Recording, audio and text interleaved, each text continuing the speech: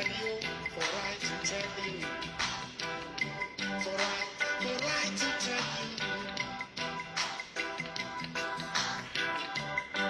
Wanting more for I to tell you. What shoe on my feet, what pants to my waist, what shirt on my back. It's gone, it's gone. What am I to do? I don't know. That's why they can't be now. Creation, I need a love, live a love, to call me back. Creation, I live a love, creation, what do you for me?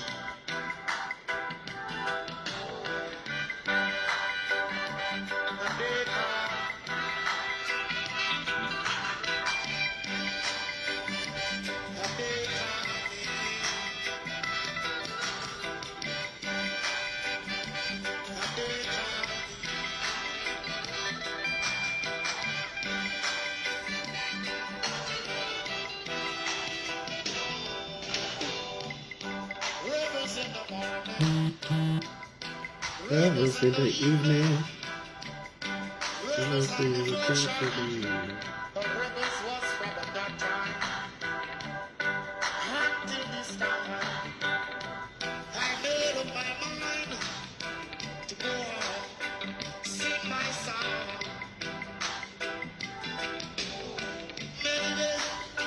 Maybe I will find good round the other side, and that's why they call me Creation, creation. And they call me creation already. It's they who call me creation, creation already.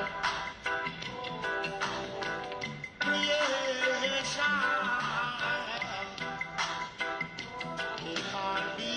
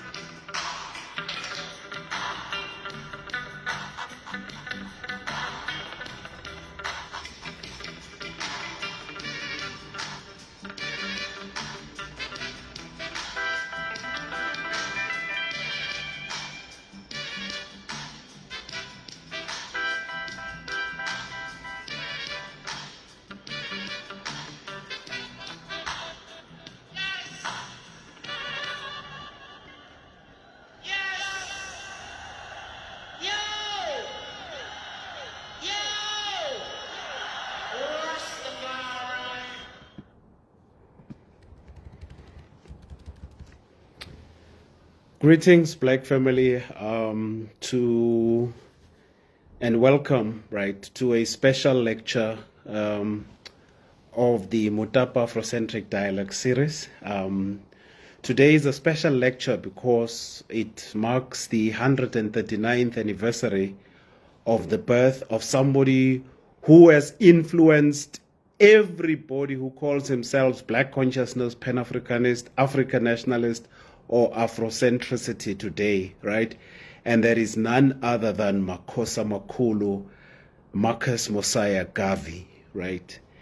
And as we pay tribute today to Umkhulu Marcus Mosiah Garvey, we also pay tribute to one of our greats, umkhulu uZulu Mathabo Zulu, Dr.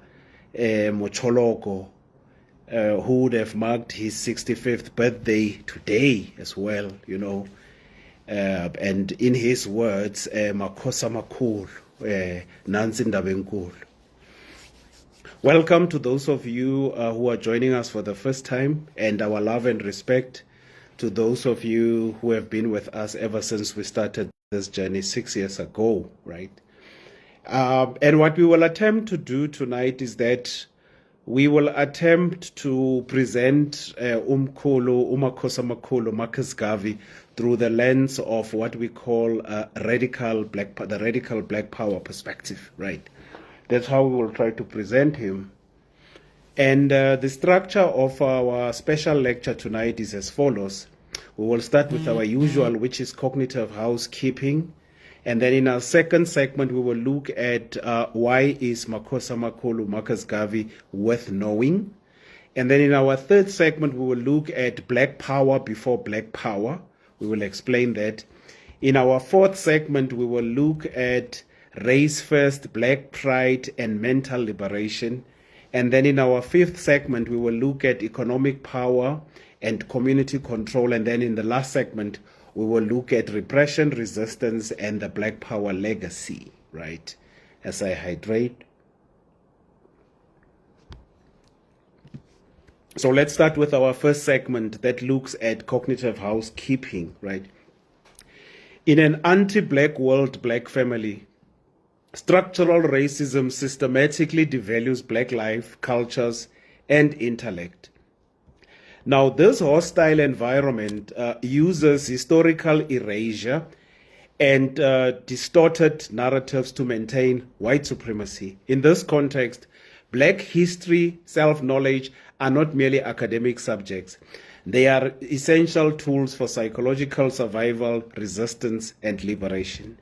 Understanding black history and cultivating self-knowledge empowers black people to dismantle internalized oppression, reclaim their humanity, and build a foundation for collective empowerment. Anti-black racism operates by separating displaced people from their origins, replacing rich cultural histories with narratives of subjugation. When the education system limits black history to slavery and civil rights, it frames black existence solely through the lens of white oppression. Now, self-knowledge disrupts this narrow framing, right, or what we call knowledge of self, right? So what knowledge of self does is that it connects black people to pre-colonial, right, a term that we use grudgingly, African civilizations, scientific innovations, complex philosophical systems, and diverse artistic traditions. Now, this broad perspective proves that black history did not begin with chains, nor is it defined entirely by suffering, right?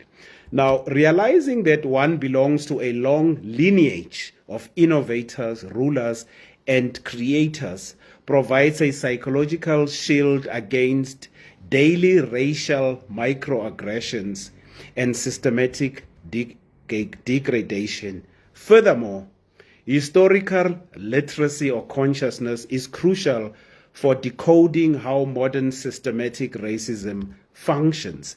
And as some of you know, one of the standing lectures that we offer as Mutapa, because it is crucial, is a lecture that is titled What Racism Is and Is Not, right? Because many black people do not know what racism is and is not, and they assume they know, right?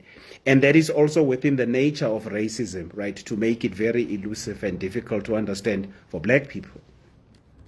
Now, the socio-economic disparities, things like segregated housing, which we observed today, right, are not accidental outcomes or cultural failings. They are the direct results of historical policies, from the transatlantic slave trade and colonial exploitation to redlining, right, and mass incarceration. Without this historical context, black family, black people, and in particular black young people, may internalize societal failures, erroneously believing that systemic inequalities are the result of personal or community deficiencies, right? And I always make the point that in an anti-black, white supremacist capitalist world, right, oppressed people often think their inability to progress socially, right, is part of their own internal or personal weakness, or even the community that they come from. And they don't understand that their poverty, their inability to achieve, etc., is structurally determined even before they are born, right? And this is the other thing that people never understand. So when we often talk about the system, right, a lot of people do not understand what we mean by the system. Now, self-knowledge also fosters a deep sense of agency and psychological resilience so that we cannot be a defeated people, especially mentally. Now, living in a world that constantly projects negative stereotypes about us requires a conscious effort to redefine ourselves within such a world. And this is why self-knowledge means understanding one's worth, capabilities, and cultural identity independent of the white gaze, right? Which means our capabilities, our identity, right, as self-created and not as imposed on us by the white gaze. Now, this internal fortification is vital for community and nation building, and most importantly for achieving sovereignty, right? Now, when individual black people secure a sense of self, they can form cohesive communities grounded in mutual respect, shared purpose, rather than just a shared experience of oppression. Now, the importance of this point is that black people, to put it differently, black people or African people who are psychologically damaged, who are spiritually castrated, right, are not in a position to engage in the productive activity of resistance against oppression and creating a new reality for themselves, right? And this is why psychological, mental, spiritual liberation is a prerequisite for any resistance or revolutionary activity from a black consciousness, Pan-Africanist, African nationalist, Afrocentric perspective, right? Psychological, mental, spiritual liberation is a prerequisite for any act or project of resistance or revolution, right? Liberation first starts in the mind. Ultimately, black history provides the blueprint for liberation, right? The strategies used by our ancestors to survive enslavement, navigate things like colonialism, apartheid, secure some victories, right, are important to study so as to also understand what mistakes have been made, right? So one of the reasons why it is important for us to study our history, right, is to not just understand the things that our forebears got right, but it is also to understand those things that they got wrong so that we don't repeat them, right? And this is one of the reasons why it is important for us to study our history, right? Now, by studying past triumphs and tactical errors, modern activists, which is me and you, do not have to reinvent the wheel. They can refine existing tools to fight modern iterations of white supremacy, because it's the same system, but it has just got different iterations in the context of today. Now, in a world that is designed to make black people forget who they are, remembering is a radical act of defiance. I wish to repeat that. In a world that is designed to make black people forget who they are, remembering is a radical act of defiance. As I hydrate, it takes us to our second segment. Siyakubona mkhulu Chebane, siyakubona dadethu Sisifundi. My brother, comrade Disco, I see you. Siyakubona nawe mkhulu Thabo. Our second segment now deals with the question, why is uMakhosi Amakhulu Marcus Garvey worth knowing for every black person, right? Mkhulu Marcus Garvey stands as one of the most influential black figures of the 20th century. He transformed black history, self-knowledge, and racial pride into a mass program of organization and liberation, right? So one of the important things about uMakhosi Amakhulu Marcus Garvey is that he was not just teaching black people history and race pride for the sake of it, so that they serve decorative purposes. He looked at them as instruments of resistance, right? Yeah. So your knowledge must be an instrument of resistance, not just something to show off. He emerged at a time when black people across the world faced Jim Crow segregation, colonial domination, racial terror, and economic exploitation. Now, against this global order, Garvey advanced a radical philosophy of black nationalism, right? Economic self-reliance, political sovereignty, and racial unity. Read through the radical black power lens, Garvey's politics rejected dependence on white institutions, affirmed black self-determination, and anticipated later struggles for black pride, black control, and black liberation, right? Which takes us to our next segment, which deals with the theme Black Power Before Black Power. Garvey's politics must be understood as a decisive early expression of black power before the phrase black power became popular in the 1960s. He emerged in a world structured by Jim Crow, segregation, colonial domination, racial terror, but also refused to plead for inclusion, right, in a civilization built on black subjugation, right? And as I'm reading on this part that says, refused to plead for inclusion in a civilization built on black subjugation, a part of me is saying, I hope one of the people who would have joined this lecture would be Brother Prince Mashele, you know, and some of you would know why I'm saying this. Now, where much of the respectable black leadership, right, appealed to the liberal conscience, Garvey spoke the language of power. Now, it's one of the points I always highlight in that one of the historical problems in black politics are the politics which are called the beggar tactics politics, which is the politics that want to appeal to the conscience of the white world, right?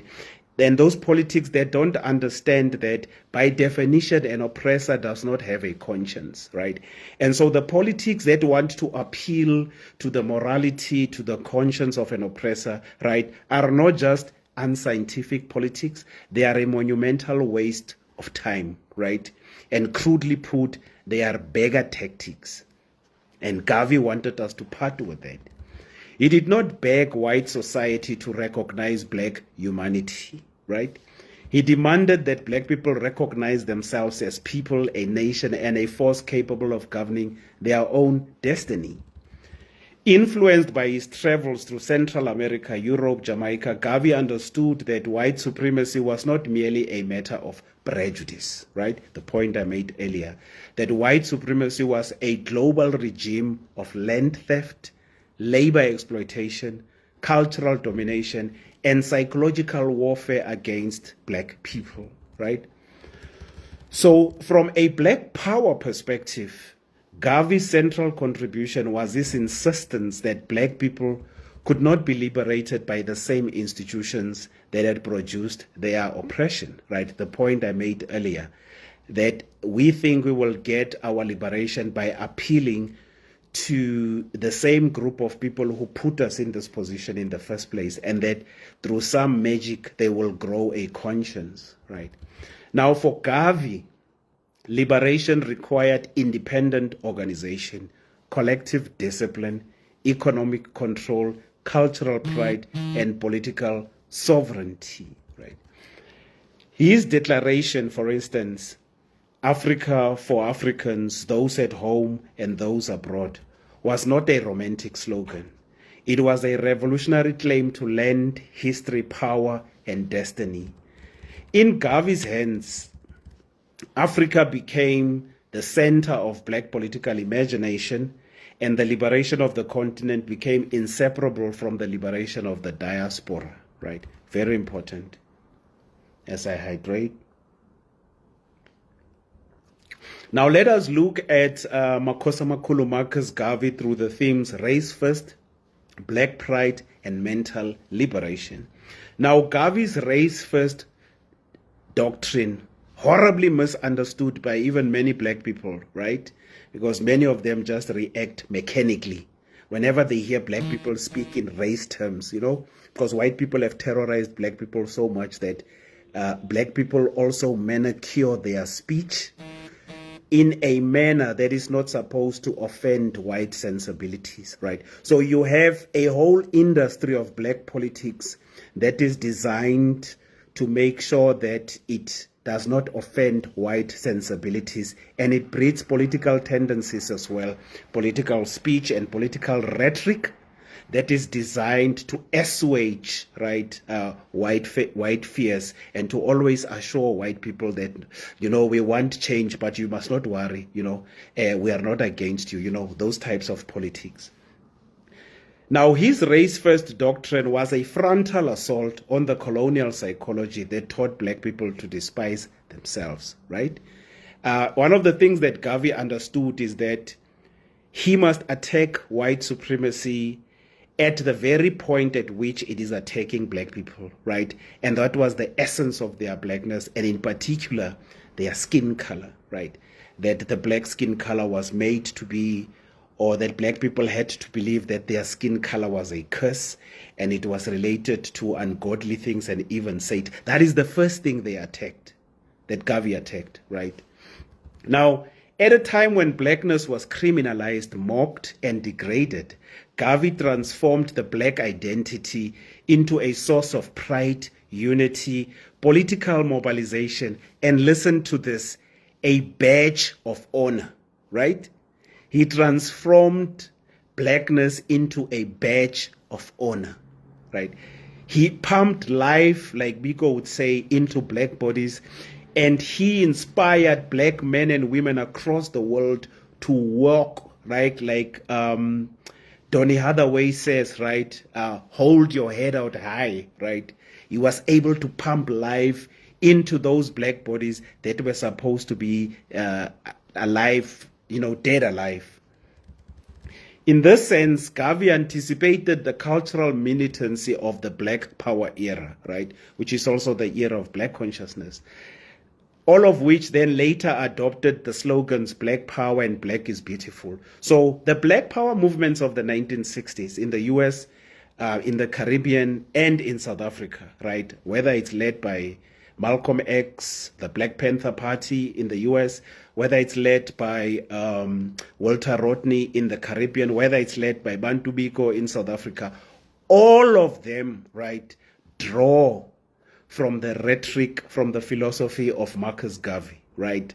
And not necessarily in the same wording, but you can see the influence of Marcus Garvey in the black consciousness and the Black Power movements in the US, in the Caribbean, and even in South Africa. Black is Beautiful, Black Power, all of those are derivatives from the black nationalism of Garvey, right? Even Africa for Africans, right? The great Pan-Africanist slogan, right, is influenced by Makosa Makulu, Marcus Garvey, right, influencing Nkrumah, and then Nkrumah influencing other people on the continent as well. Now, Garvey also understood that domination operates through symbols, religion, education, and culture, right? He understood that. So by demanding respect for black identity and encouraging black people to see the divine, right, the beautiful and the heroic in themselves, he challenged the spiritual architecture of whiteness, right? And this is also important, that often, Makosa Makulu, when people or other black people think of our fight, for sovereignty, they ignore the spiritual aspects, right?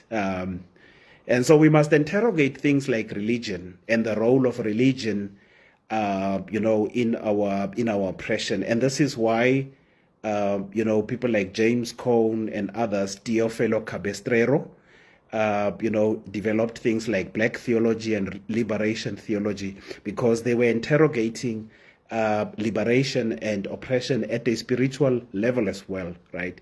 We must also grapple with those questions, because oppression, white supremacy, capitalism is a totalizing experience, right? It does not just define itself to economics or politics. It even confines itself to love, to sex, to reproduction, to food, to spirituality. It is a totalizing experience. It leaves no area uncontaminated, right? And this is why we must not catch feelings when there are black people who question how religion or even some aspects of our own cultures, right, are being used or have been used historically to justify or to further our enslavement, right? We must be open-minded enough, right, and be critical enough to step outside our religious belief, our ethnic affiliations, our party political beliefs, and look at the totality of black reality critically. That is sincerity, right? It is sincerity. Insincerity is to always want to look at our problems through party politics, through ethnic affiliation, through our own personal beliefs, and we want everything to conform to our own colonial cubicles, right? That is lack of sincerity. Sincerity means as much as we question, right, the assumptions of our oppressors, right, we must also have the courage to question our own assumptions. And this is because often oppressed people themselves are used as instruments in their own oppression, right? And this is why we must check ourselves as well. And it must become something that we normalize, right? Questioning our own beliefs. And we must not catch feelings, right? Because you are a Methodist or because you are a Catholic. And if there is a group discussion by your own people about the role of religion in oppressing black people, and then you want to defend your religious denomination, you are not being sincere when you do that, right? And it also means you have not developed a sufficient love for your own race to understand that our religious beliefs, our party political affiliation, and other colonial cubicles can never be more important than the survival of our entire race. They can never be more important. Right? This was mental liberation, according to Garvey, as a political struggle. Right? Garvey did not separate consciousness from organization. And this is an important point to make again. There are black people who are organized in a lot of formations, right? Whether it's in the NGO sector, etc.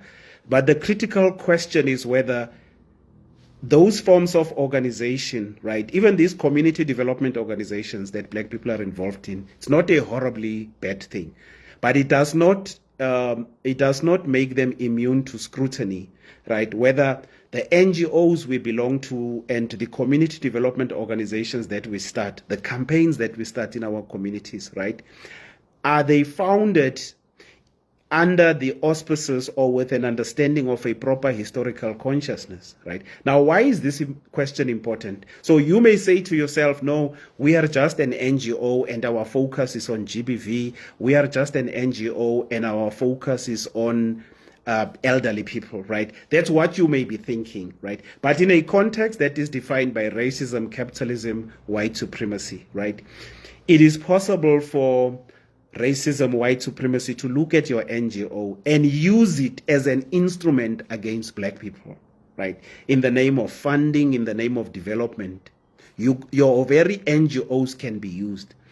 And one of the things we have seen, for those of you who pay critical attention to how imperialism works, many legitimate governments throughout history, and it is also happening in South Africa currently, there are these many NGOs, right, that come up at particular times, and you don't know where they come from and where they get the resources, right? Many of them, not all of them, many of them are instruments of foreign interests, right, that want to advance, amongst others, campaigns to ensure that whoever becomes government in our country or other parts of the African continent, you have a government that serves foreign interests, right? So what they typically do, and we must pay attention to this, they exploit the legitimate grievances, pain, suffering of black people. And because they've got the organizational resources and the money, they then take the legitimate grievances of black people and then weaponize it, right, against governments on the African continent in the interests of foreign interest. And they give it a face of legitimacy because they say the right things. They make the right noise that resonates with the pain and suffering of our people, right? And with the march of time, you then get to discover that these people were actually foreign agents. It does happen. It's not conspiracy theory. It does happen because imperialism continues to advance its interest in the world, especially in those countries that are mineral rich, South Africa being one of them. Imperialism does not sleep. It continues to operate. And sometimes imperialism uses black people, especially the ones who have got a lot of popular support or the ones who are highly certificated. I won't mention names. I will allow you to make your own conclusions. Marcus Garvey understood that a people who have been taught to kneel first, right, learn to stand upright before they can build institutions, right, command resources and fight for sovereignty. As I hydrate, we are now going to look at the theme of economic power and community control. For uMakhosi Amakhulu Garvey, freedom without economic power was an illusion. His black nationalism insisted that black people must control production, trade, labor, media, transport, and capital, right? And as you know, he had all sorts of institutions in those areas. In black power terms, he called for community control long before it became a central demand of 20th century black radical movements. Through his organization, UNIA, and the Negro Factories Corporation, Garvey built black-owned enterprises, including laundries, grocery stores, restaurant, printing press, and other ventures. These institutions were not merely businesses. They were schools of self-governance, discipline, and collective economic confidence. This thing is important, collective economic confidence. One of the things that collective economic confidence means is that I must never worry that if I buy something from a black person, it will be of poor quality, right? That is one of the implications of economic confidence.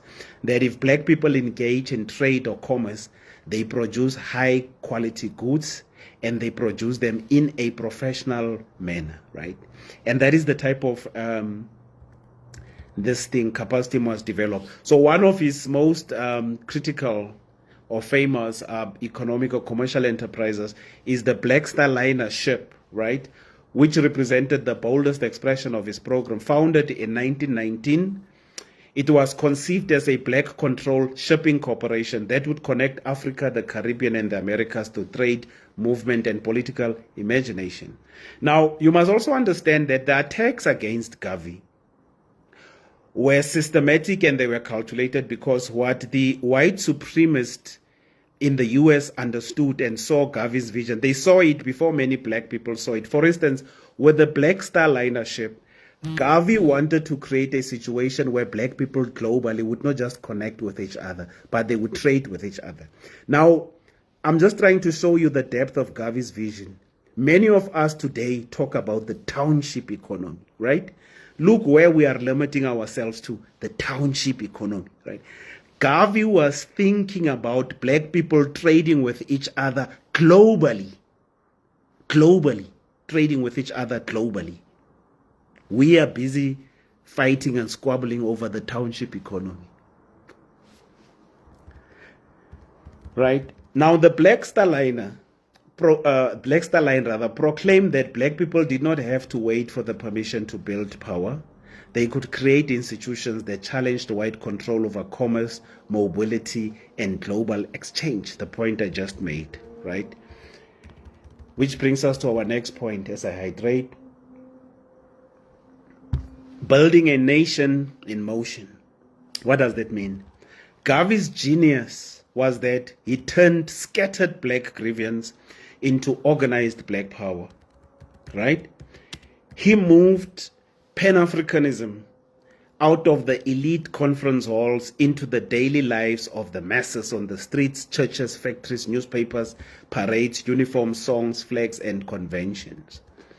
Through UNIA, Garvey made black nation building visible and practical.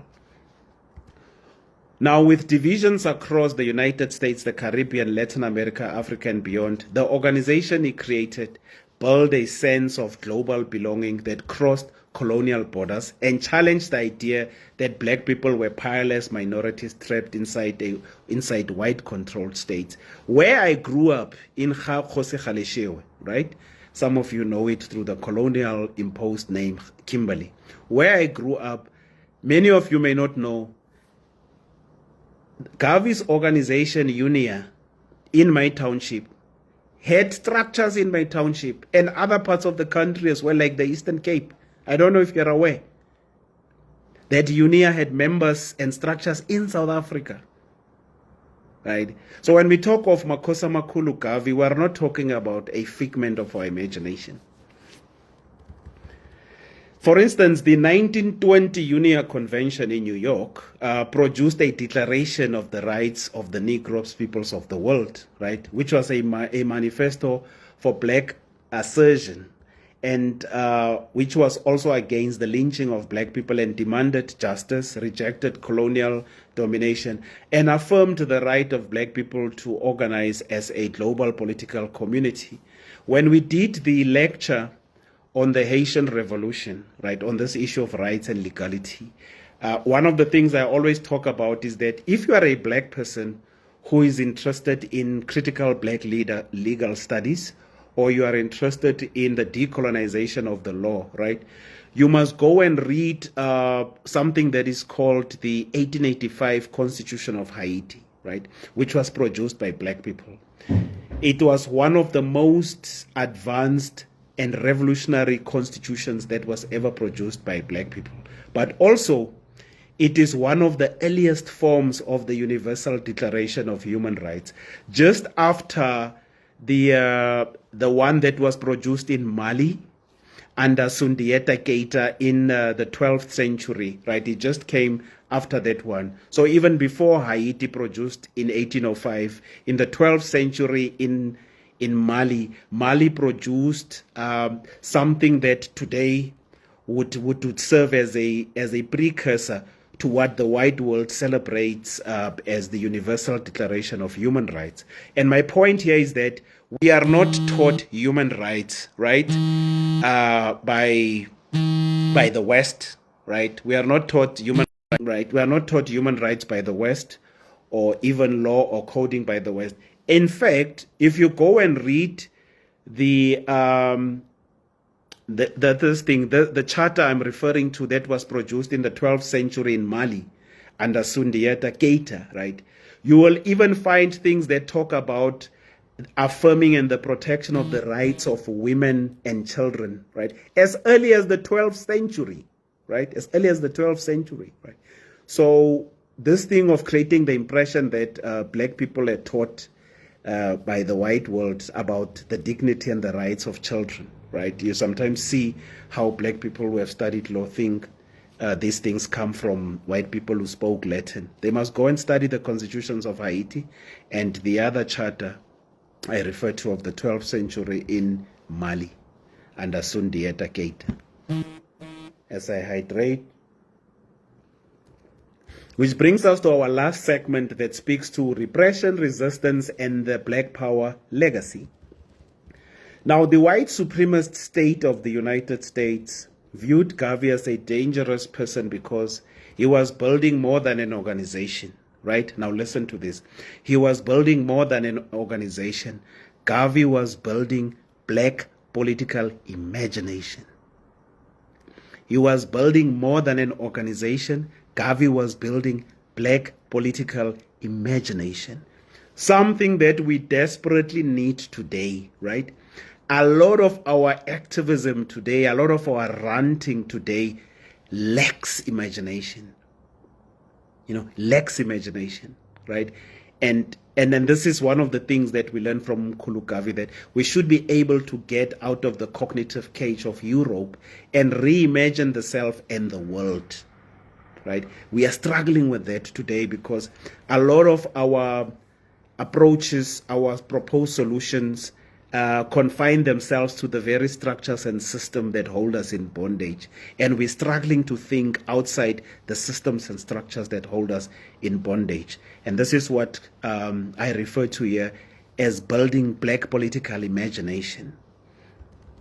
The United States government treated him as a threat because his movement challenged the racial order, right, at the level of consciousness, economics, international solidarity, and mass mobilization. Under J. Edgar Hoover, right, federal agents surveilled, infiltrated, and undermined Gavi's movement, right, before he was prosecuted in the controversial mail fraud charges connected to the Black Star Line, which you know those are trumped up charges. Gavi's imprisonment and deportation weakened the organization, but repression could not extinguish the world he had helped to black people to imagine. Gavism became one of the ideological foundations of later black power politics, right? And I always tell people, I wonder if my brother Imhotep is on the platform because he knows the story. I always tell people that before we joined political movements, when we were in high school, between the ages of 15 and 16, we formed a Gaviite movement in high school, right? Which we called the Africa Youth Movement, right? And we were Gaviites from age 15, 16. We were Gaviites, you know, so the concepts of race first and understanding the black people as a global community, right? So we had that, right, even before we became active in broad political movements. Hopefully one day we can tell the story in greater detail with my brother Imhotep Mate Atau. So Gavism, in its insistence on racial pride, independent organization, economic self-reliance, and black solidarity influenced movements and figures associated with black nationalism, like the Nation of Islam. So one of the eminent leaders of the Nation of Islam that you later know as Elijah Muhammad, right, was influenced by Gavism. So he calls himself later Elijah Muhammad. He was initially known as Elijah Poole. So when he discovers Gavism, he then adopts, the other different perspectives. Malcolm X, Baba Omwale, as we know, both his parents were leaders in Marcus Garvey's movement. The Rastafari movement as well, you know, influenced. And also we must give, profound gratitude to the Rastafari movement, because the Rastafari movement contributed to keeping the name Marcus Garvey alive. And I know that the first time I heard the name Marcus Garvey, you know, as a boy growing up in the township, I heard the name Marcus Garvey for the first time from the Rasta elders in my community. That was the first time I heard the name Marcus Garvey, right? Around, say, age 10, 11 or so. And that's why I have massive respect for the Rastafari movement, you know, because it is one of those movements that, if properly understood, has a very noble vision for our race. Kwame Nkrumah himself, you know, highly influenced by Garvey. When he was a student, especially in London in the US, studied Garvey's work thoroughly. The Black Power tradition outside the US, in the Caribbean, the Black Power tradition on the African continent, highly influenced by Garvey. I already spoke about how that happens. Now, in conclusion, Marcus Garvey's significance lies in the fact that he made Black Power thinkable before it became a slogan. He taught black people that liberation would not come from pleading with empire, imitating whiteness, or accepting token inclusion into systems designed to dominate them. His message was uncompromising. organize independently, build institutions, control black resources, honor Africa, and cultivate the discipline required for sovereignty. That message is why Garvey remains central to any radical black power genealogy. Garvey did not merely ask black people to survive oppression. He called them to become a people conscious of their power, proud of their black inheritance, and determined to govern their own future. In this sense, Marcus Garvey stands not only as an organizational genius, but one of the earliest architects of modern-day black power. That brings us to the end of today's offering. Thank you so much for tuning in, Black family, from the various parts of the black world that you are tuning in. Our message to you always as Mutapa is that as black people individually and collectively, let's make black love a way of life. And what do we mean as Mutapa? We mean in whatever you think and in whatever you do every day as a black person, your thoughts and your actions must be guided by the thought, how do I uplift another black person, another African today through what I say and through what I do? In the name of our glorious ancestors, Makosa Makulu, Tamaku, Lesedi, Magukhanye.